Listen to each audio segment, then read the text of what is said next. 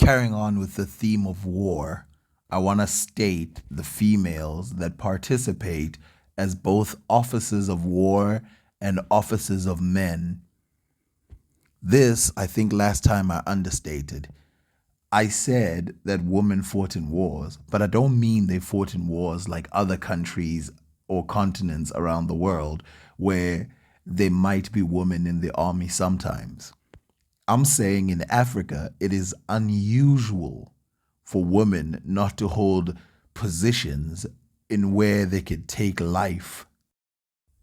I think we should start with a nation that has a deep history and a long time preservation, Ethiopia and the Abyssinian Empire. Duerte went to Abyssinia and Yemen, where the Abyssinians held power, and he explained this. And as soon as the Abyxes are taken by the Moors, they turn from their faith and afterwards come to be more employed than the Moors themselves. All of these people of Arabia Felix, men and women alike, are black and good fighters. Quick explanation: Abyxes are the Abyssinians. It's just a short way of writing it. The Moors in question are Bantu people of the Swahili coast. And Arabia Felix is Yemen, the country of Yemen, which was named after Monte Felix. Sticking with Duarte Barbosa, he traveled to Zimbabwe or Mozambique, the border of Mozambique, and over there he noticed a different group of people, and this is what he had to say about them. The king always takes with him into the field a captain whom they call Sono, with a great band of warriors and 5 or 6,000 women who also bear arms and fight. With this army he goes about subduing kings who have risen or would rise against their lord. Changing centuries and changing books, we go to Henry Francis Finn, who was close to Shaka Zulu during his reign. So this is just south of Zimbabwe. Under the heading military system, he says, villagers, or as they are termed, kraals, are of two kinds: those of the king being used as barracks for the several regiments at which the nations collect on requisite occasions.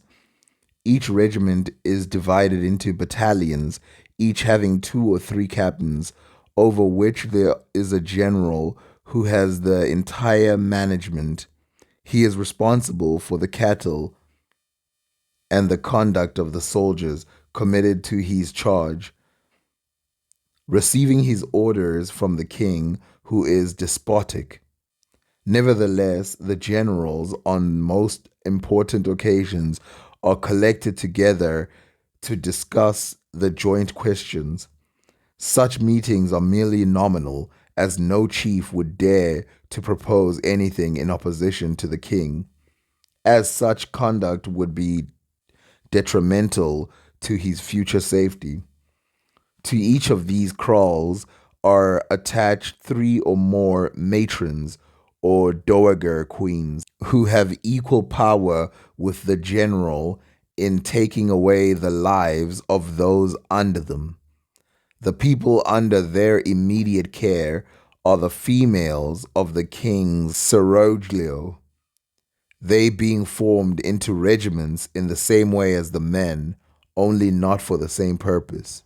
If you can see, it is customary to have female officers, and in this case, these officers have full permission to kill.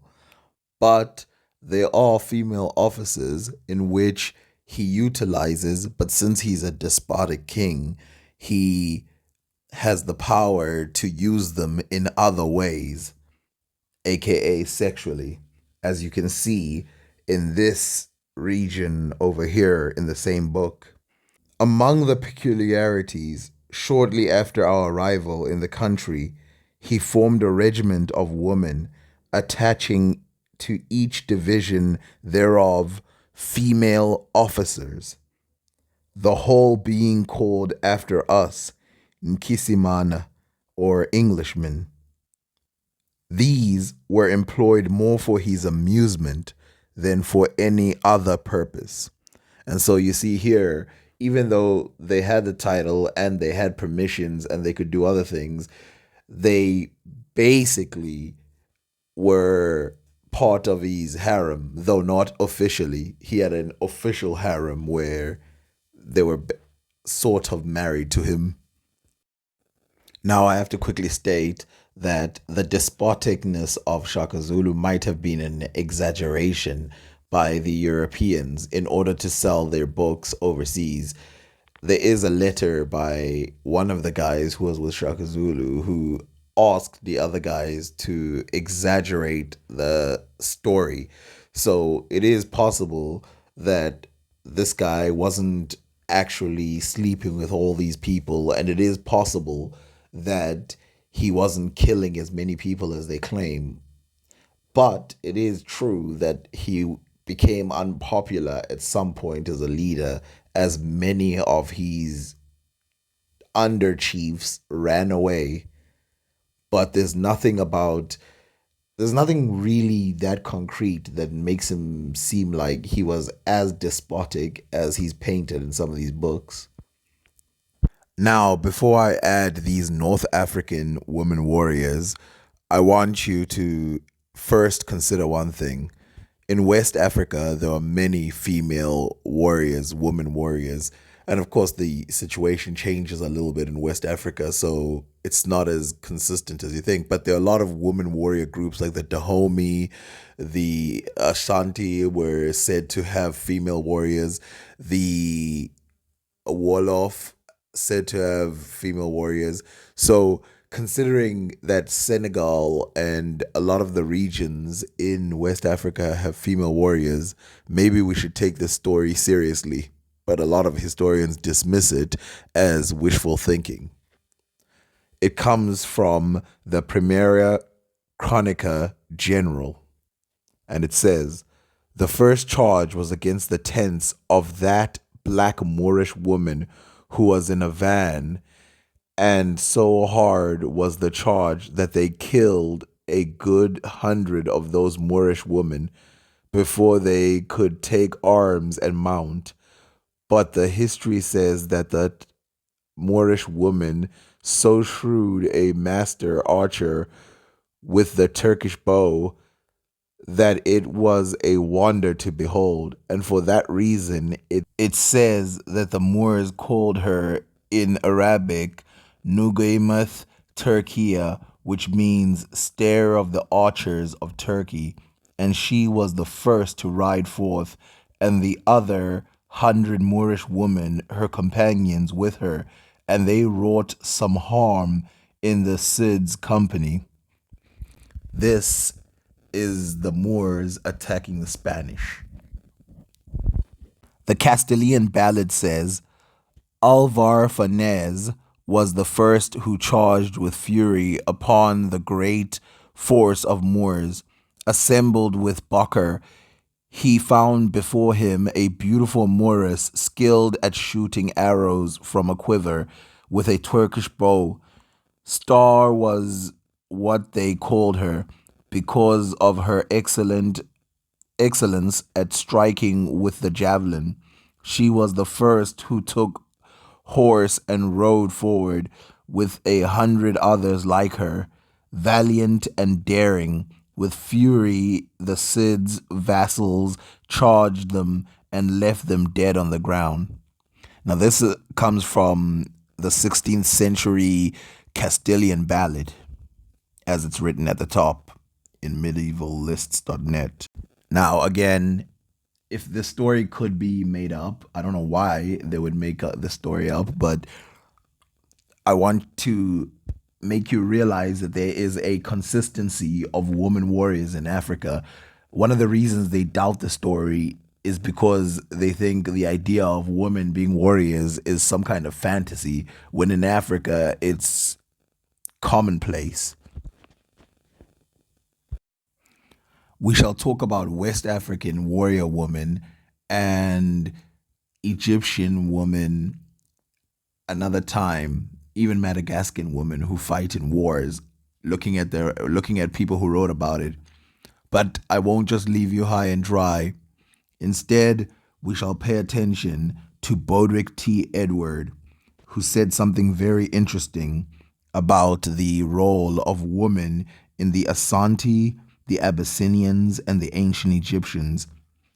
To him, this writer from the 17 and early 1800s realized that the Abyssinians, Egyptians, and Ashantis have a culture so similar that he wrote a whole book about it called Essay on the Superstitions, Customs, and Art Common to the Ancient Egyptians, Abyssinians, and Ashantis.